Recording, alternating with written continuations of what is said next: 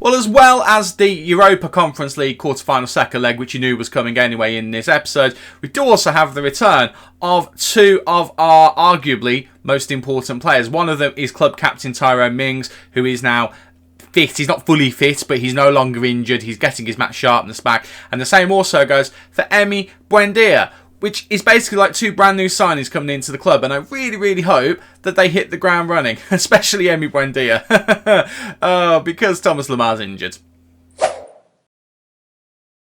How you doing, everybody, and welcome to part 7 of the Aston Villa save here on Football Manager 2024. I'm Stu. Thank you for watching today's video, where we are going to be playing that second leg of the quarterfinal in the Conference League against Lausanne. And then I was going to do the Tottenham game, but it occurred to me, well, if we're doing the quarterfinal, we might as well skip ahead and do the semi-final. There's not many games in the league season left. We might as well get through, if we get through, we might as well get through that competition as quickly as possible. And then we might potentially finish the season off with a double of the last game of the Premier League season and another cup final. I'd be cool with that, and if you would be cool with that as well, do not forget to leave a like on the video for me and to subscribe so you don't miss any of the nonsense that comes out of this space right here. Since you were last with us, it's been good. It's been good. We have had a couple of losses, which have been a bit of a downer. First one was that game against Liverpool, 2-1. I mean, they were all over us for the first half. We did improve in the second. Jacob Ramsey did get a late consolation goal, but it wasn't enough to get us through. But we then did beat a couple of teams, Bournemouth and Brentford, back-to-back. Those were two very nice results. But this one was a bit of a tough one. A loss against Man City. The loss is not the tough bit, because it's Manchester City. I kind of was expecting us to going in, I was expecting we'd probably not come out with a victory. A draw maybe, I'd accept a loss, but the manner in which we lost was awful. Like, the attack that we were presenting wasn't very good. We were struggling for chances, and when we got them, we were wasting them. We let them have too much of the ball, and to be quite honest, Phil Foden's, both of his goals, we could have prevented very easily. So I'm a bit disappointed with that. We then did rebound with a couple of victories. Lausanne 3-1.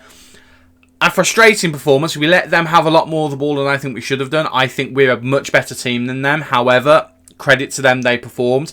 But we did get through the away tie with a victory, with a couple of goals in terms of margin, which was quite nice. We then did beat Fulham.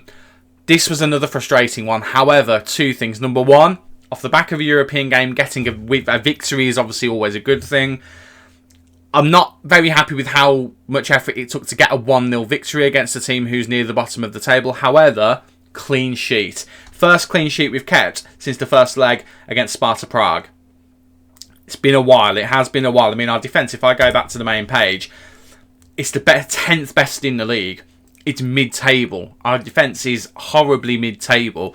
Our attack, top 2, challenging for the league, but he just says everything there. Now, one thing I do need to go over before we touch anything else, I don't know whether this is in the normal game, but I love the fact that this is on here. Possible finish. We could still technically win the league. If you look at the table, actually, we're only 7 points off of it. We're not going to win the league. We're not going to get anywhere near winning the league. However, Champions League is very much on the cards. Man City, despite beating us and going ahead of us, then stuttered and drew their last game. So we've actually leapfrogged them now, which is excellent.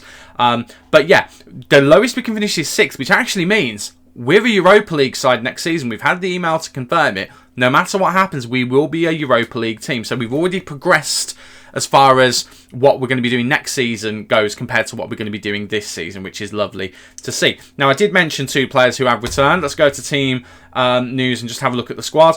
Those 2 players... What's going on here? What's happened here? Let's go out and let's go back in. That's going to refresh it. There we go.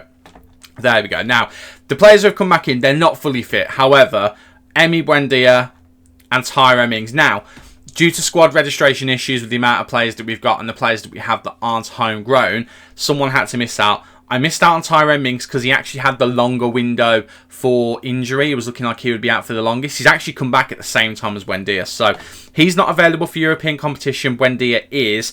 But it means that when Tyrone Mings does get to kind of green fitness, he will be playing more Premier League games. Obviously, they're only in for the last few games of the season, but it's good to have them out. Now, Tyrone Mings is 31. I did give him a new contract so we didn't lose him at the end of the season. I thought it was the right thing to do. He'll do a job for us this season. His natural fitness is 16, so I'm hoping he will retain a little bit of ability for next season, even if he's not starting all the time. Emi Buendia, I mean, okay, he's only a 3-star player with 3-star potential now, but he should still have more than enough to be an important member of the squad. I mean, he's got enough stats there that really excite me. It's just we're not playing with an attacking midfielder, which I think would be his best position, but that's neither here nor there. However, I did mention in the intro, there is another injury, but I'll get onto that in a moment. But Thomas Lemar, he's out for the season. We're not seeing him again this year, which is a shame because although he has had a few patchy moments of form, he's been one of our best players. I mean, he's scored 7 goals and got 14 assists in 26 appearances in the league. That's a great record, by the way. Considering we bought him for £12.5 million, what a bargain he's turned out to be. He's been sensational. He's been absolutely sensational, but he will be sensational this season, no longer. Also, Alex Moreno out with another injury. Bearing in mind, he started the season with one. He's going to be out for 2 weeks. Should be back in time just for the very end of the season, but I'll be completely honest, I am tempted to move him on at the end of the season. I mean, he's decent enough, but he's got no caps for Spain. I mean, £11 million is what we paid for him. I think we can make a profit on him if we sell him next year. Bring someone else in who can come in as a younger option along with Luca Digne, who has been good this season but has also underwhelmed at times as well. I want to hang on to him next year.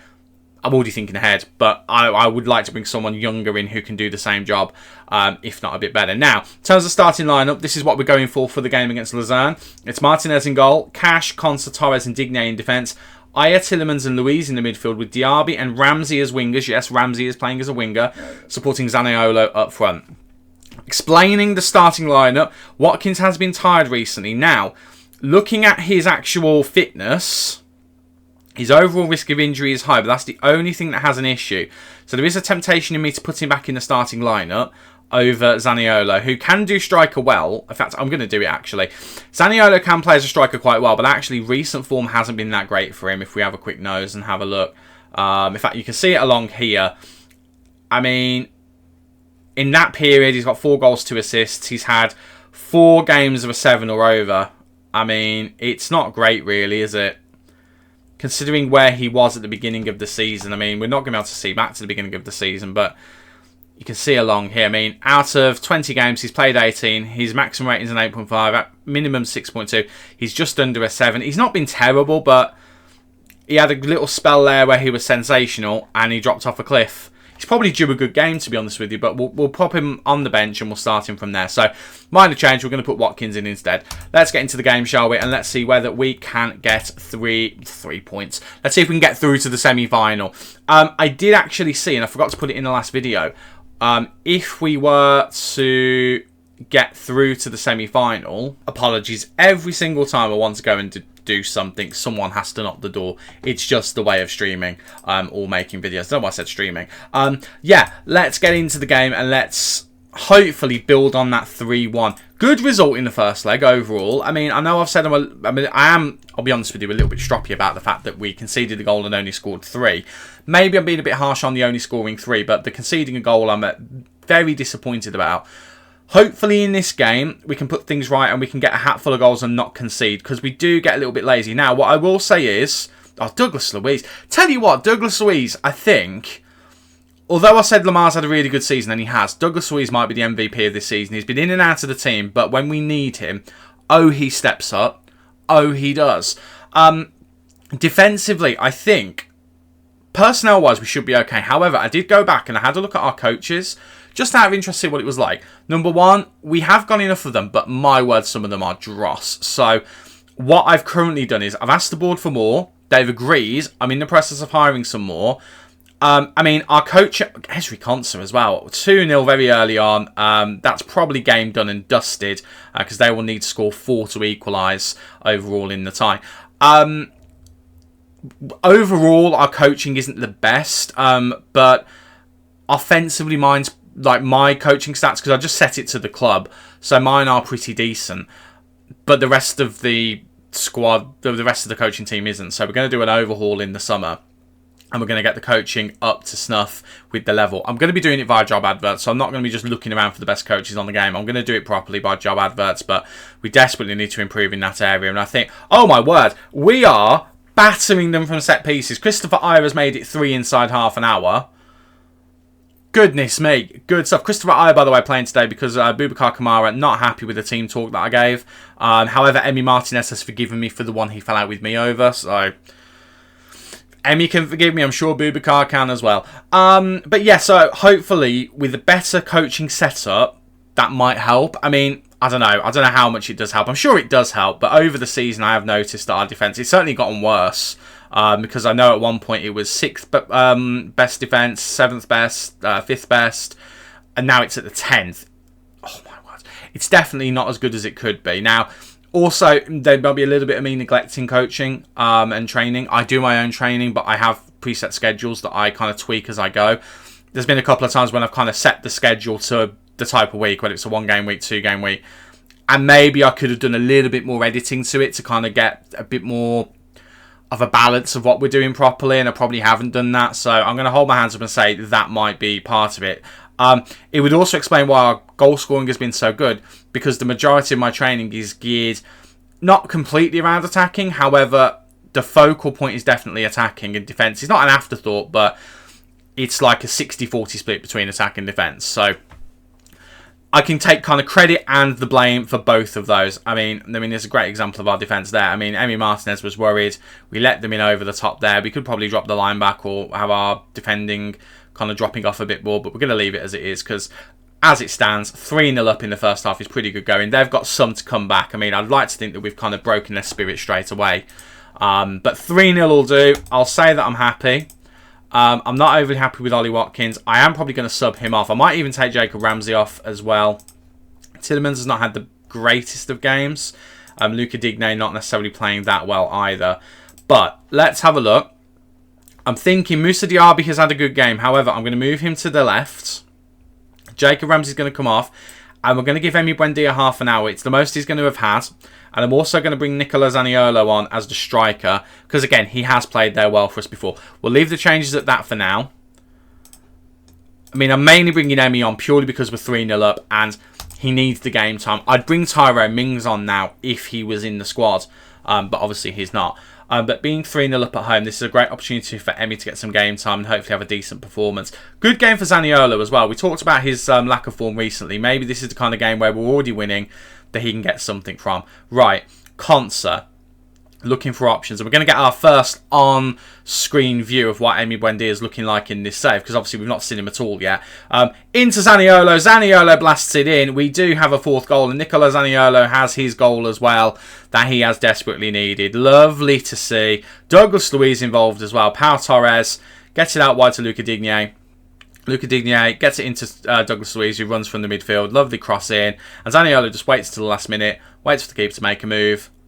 It's blasted in the back of the net. Lovely to see. 7-1 overall. And that will be putting us through, hopefully. I do believe it's going to be Lille who we will be playing in the next round. It was between them and Kiev, I think. So I think it's Lille as it stands. Assuming that Kiev didn't batter them like 7-0 in the first leg. That's looking like what it's going to be. Right, substitute o'clock. Let's make another couple of changes. I'm thinking freshness here, so I can come off for Kamara. No, do you know what? Let's bring Scott McTominay on. He's not played a lot of football for us. He's back from his injury. Let's do that. And then I am thinking John McGinn, because John McGinn has been on the naughty step because he's just very good at giving the ball away, and it's really disappointing. So I'm actually going to bring him on for Douglas Luiz. And then we've got that one last change that we'll make a little bit later. Let's just say that one. Try and motivate them. John McGinn's motivated. I would quite like to make a success out of John McGinn, but he gives the ball away so easily. Things like that. I mean, I don't know what it is, because he has had some really good moments for us this season, but in the last few months of the save, he's really not looked good. I mean, it's not even just the fact that he's always starting on the bench. I've given him plenty of starts when he's had full sharpness. And his passing and his dribbling have just been disappointing. Now, here we go. Here's our laziness costing us a goal. We've just switched off completely.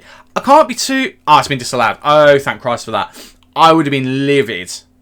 I was trying to calm myself down a little bit there. I would have been absolutely livid. But again, you saw in that move how good John McGinn is at giving the ball away. But then there is the really unfrustrating side. But Emiliano Buendia, after his horror injury, which he's still recovering from in real life as I'm recording, has scored his first goal in his first full half of football since coming back from it. And it's a wonderful thing to see. It's got a deflection on it. I don't care, because I actually think if it didn't have the deflection on, it still would have gone in. Emi Buendia scores. That makes me a happy boy. We'll let this highlight play out, and I think we've still got one sub left. And Scott McTominay has scored as well. Oh, we are having an absolute game. 6-0. We struggled so much in the first leg, but we've absolutely battered them in the second leg. Corner in, Digne to McTominay. 6-0. Happy days. I mean, it's not going to be enough to get Scott McTominay a deal to be here next season. I'm not looking for that, but it's really, really good to see. Look at the happiness in the squad as well. Oh, we're slaying it. We really are. Right. It's Tielemans or it's Cash. I mean, if we had Fornals on the bench, I would bring Tielemans off, but we don't, so I'm not going to. I think we'll take off Matty Cash. It's going to be Diogo Dalot, obviously. And yeah, let's go with that. Oh, what a game. Oh, this has gone about as well as it could have done. If we keep a clean sheet as well, then it's the perfect game. It genuinely will be the perfect game. And I mean, Lille are hammering their opposition as well. Right, Tielemans lofting it in. He was looking for Digne of all people. Zaniolo into McGinn. McGinn having a half-decent game here, actually. Showing up for the camera. Digne going to go for a worldie. It's been deflected in. It is going to be another goal for a 7-0 on the night. 10-1 on aggregate. What is this game? Luca Digne. It's not quite a worldie. If it didn't have a deflection on, I would say it's a worldie. But do you know what? I'll take it. Edge of the area. Wicked deflection at the last moment, but I don't care. It's a goal. It counts. And we're setting the gauntlet down for, again, I believe it's Lille. You watch. We'll look now and it won't be.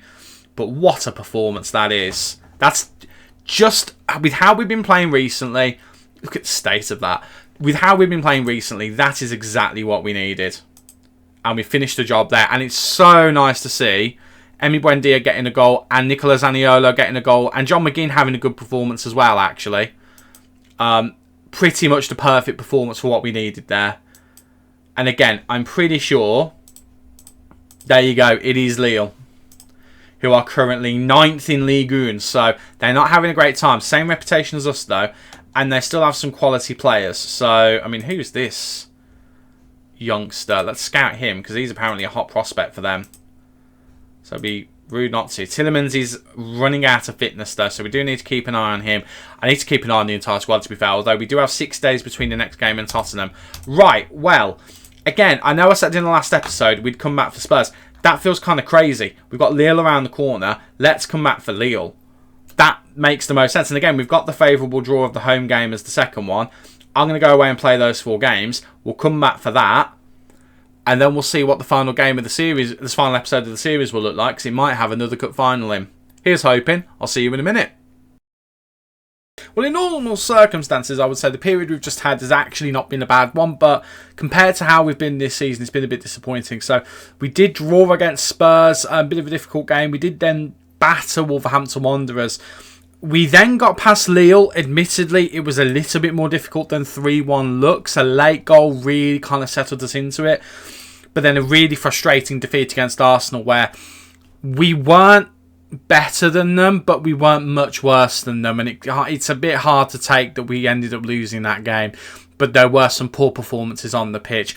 We've also had an injury to Diogo Dalot. Well, at the moment, we've got no right back. Both Matty Cash and Diogo Dalot both injured. Matty Cash is fine. He's back in a few days, but he is injured for this game, which is really disappointing. Diogo Dalot's the worst one, though. He's done his cruciate. He's out for up to 10 months. So we have to find another right back in the summer, basically, because Diogo's going to be out now.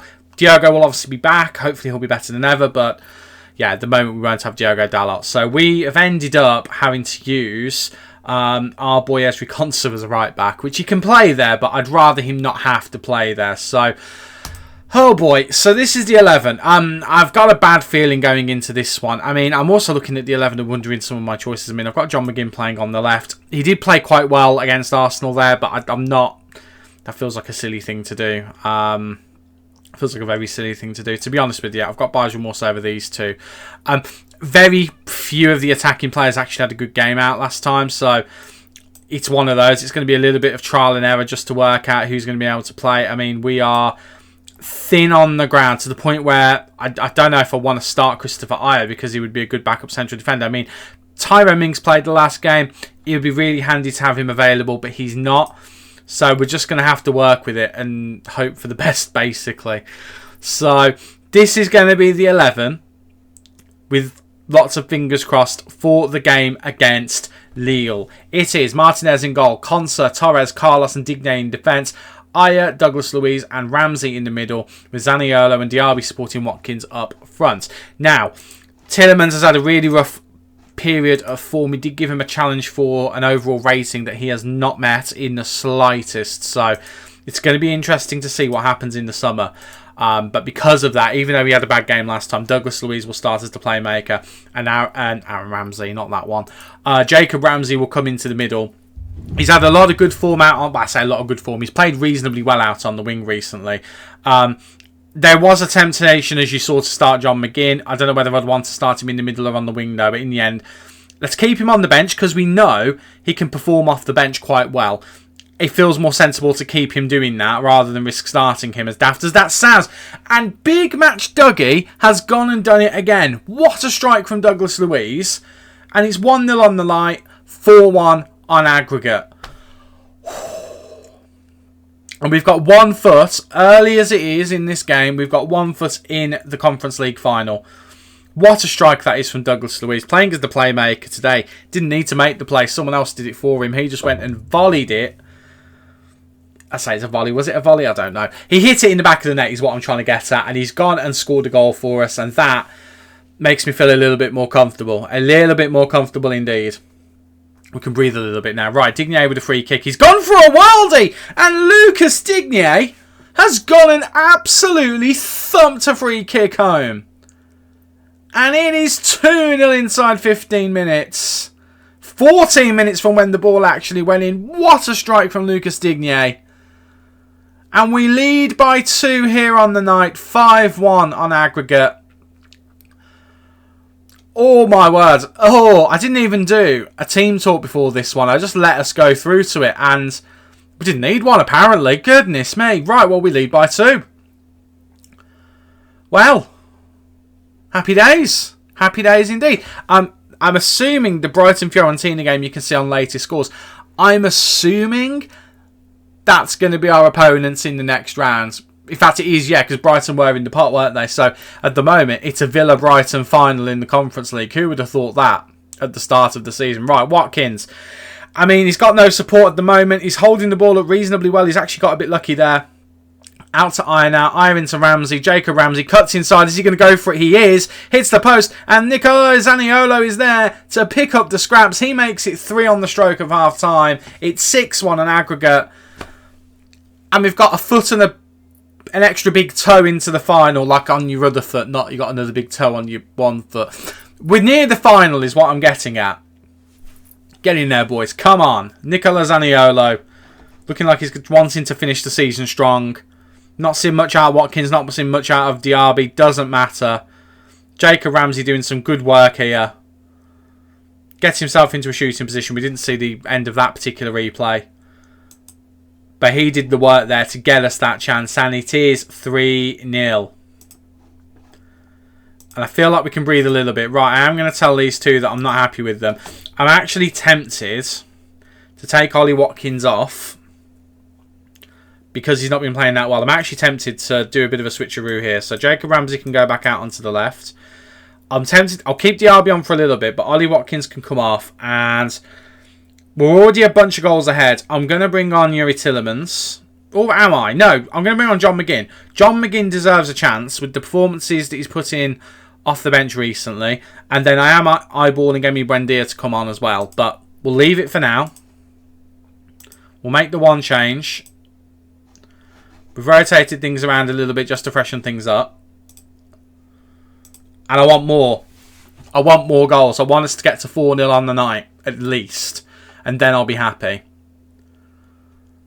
Because they've got it all to do all of a sudden. They've got it all to do. They have got a lot of momentum on their side in this second half so far, though. So we do need to be careful. Because, yes, it's 3-0. I don't really want to lose this game, but all it would take is a goal around now to turn things around a little bit on the night. Yes, we'd still go through it. I don't think they're going to be able to overturn 6-1, but I'd rather not get to the point where we have to test that theory, if I'm honest. We're pressing them quite nicely there, forcing them to go back to Chevalier, the goalkeeper. And Titi now passing it sideways. They're getting it forwards now, though. We can win the ball off of them. That'd be great, boys. Lucas Digne does exactly that, which is nice to see. Right, back to Emi Martinez. Martinez to Torres. Torres out to Konsa. Konsa into Diaby. Looking for McGinn. McGinn flicks it on to Zaniolo. Zaniolo, lovely touch. He's gone a bit wide, but he's got no one with him. Goes for the shot. Probably should have tried to hold it up and cut back. But lovely control there from Zaniolo. Probably made the wrong decision though. Right, Digne. Is he going to go for another worldie? He is, you know, and he's hit the roof of the netting. Goodness me. Nicolo Zaniolo. I mean, yeah, not Nicolo Zaniolo. Lucas Digne. Getting my players mixed up there. Digne has got a good free kick. It is a known fact, but still, oh, my word. Right, Buendia's coming on. Again, part 17 of his rehabilitation into the team. I'm going to keep Digne on as much as I want to take him off. I am tempted to make another change. However, I don't know. I might leave it there. I might just leave it there, you know. There's nothing else on there that's screaming out at me to change. Fitnesses, I mean, there's a few players I'd like to take off, but I'd rather keep them on for the time being. I'm looking at Jacob Ramsey, actually, and thinking we could bring him off. Move John McGinn out wide, and then bring on Tielemans or McTominay. You know what? Let's do that. Let's rest Ramsey. He's not had the best of games today. He's not been bad. But we'll put John McGinn out wide, because apparently John McGinn out wide works really well. And I'm going to bring on Scott McTominay. Swap him and Louise around, and we'll make McTominay a ball winner on support. Nah, we've already got a ball winner on the pitch though, so maybe we won't do that. No, we'll make him box to box. Bit of solidity in the midfield feels like the right thing to do. Much more defensive-minded midfield in that format and that setup there, which I think is the right thing to do. De La Torre has got through there. I think we're going to concede a goal here. We don't. They go over. In fact, no, it was saved. It's a corner. I thought that had just gone over. Right.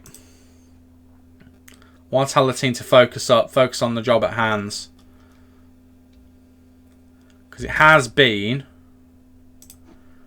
all Lille in the second half, more or less. And although it doesn't necessarily matter, I'd love to come out of this game. Let's leave the substitutions for now. I'd love to come out of this game with a clean sheet. Not that it matters, but I really would like to come out of this game with a clean sheet. I really would. Right, Zaniolo. Oh my word. Very close there. Very close. Lovely work. Probably could have done with passing it, but went for it on his own. Don't really blame him in that situation, but it is what it is. Right, De La Torre. He's offside. He's offside. They're getting in behind us a little bit. They did that a lot in the first leg, to be honest with you. Which led me to feeling a little bit lucky that we got away with it. Right, Douglas Luiz is going to come off. He's had a good game. He's put in a good shift. And I think we'll bring on... Do you know what? We're going to bring on Andrea Bellotti. And we'll shift things around again. Zaniolo can go back out wide. John McGinn can go back into the middle. And we'll bring on Bellotti there. One of his last games he's going to play for us. Because he's just not... He's not hit the heights that we hoped that he would. And then for my final trick... I think we will rest Luca Digne and Moreno. In fact, Moreno's played under 20-odd games. So no, we won't bring him on. We'll rest him. I'm going to bring on... I tend to bring on Kamara, but what I'm actually going to do is I'm going to rest Pau Torres, who's currently looking complacent. I will put Boubacar Kamara in the midfield, even though he's looking complacent as well. And then we're going to put Christopher Ayer in the defence, just for the last bit of the game. Temptation was to bring on Tielemans. I'm going to give him a bit of a rest, because he's not looked that sharp recently. So hopefully maybe giving him a good chunk, well, give him a game off maybe will help. I don't know. It could do. The one thing I will say about the Arsenal game, which I didn't bring up as well, and this is totally me using excuses here, Bellotti's gone and scored. He has been anonymous since the first few months of the season, and he's gone and scored and made it 4-0 on the night. And that is confirmed us in the final. We're going to have another final in this first season. And Temi Buendia with the assist as well, which is lovely to see. Bit of a scuffed finish from what I could see. Bit of an excuse here coming from me, but Arsenal, the loss that we had against them, bearing in mind, between the first leg of this and the Arsenal game, we only had 1 day in between. So it was a very, very tough schedule. It's an excuse. I'm not even going to pretend it's not an excuse, but I'm going to throw it out there just to put it there, because I think if we were a bit sharper, we'd have been okay. It's not Brighton. They win in the second leg, but Fiorentina did enough in the first. A 2-0 win, I think that will be in the first leg, puts Fiorentina into the final. And Brighton, despite winning the second leg, fall out of the competition. And it's a Villa-Fiorentina final. Well then. Wednesday the 29th of May. We've got 2 Premier League games left to go. Goodness me. Wow. Okay. Well. What a... I don't really know what to say. What an absolute twist. Because I was convinced when I saw Brighton 2-0 ahead, that was them through. That still wasn't them through. That was going to extra time. Wow.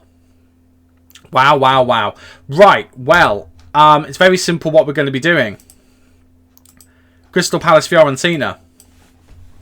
Those are our last 2 games we're going to be showing you. I will play Sheffield United off camera. And then I'll record those 2 games and we'll see whether we can finish as Stewie 2 trophies. I don't know whether it's possible. I don't know whether it will happen, but we'll certainly give it a go. Again, bear in mind, we're going to be doing it with a couple of injuries still in the squad. And again, Tyrone Mings will be unavailable for the Conference League final, because as much as I hoped we'd get to a Conference League final, there was never going to be a guarantee that we would. So, yeah. So we are going to be missing him. We're going to be missing Lamar. We already knew that. And unfortunately, we're going to be missing Dalot for a long time.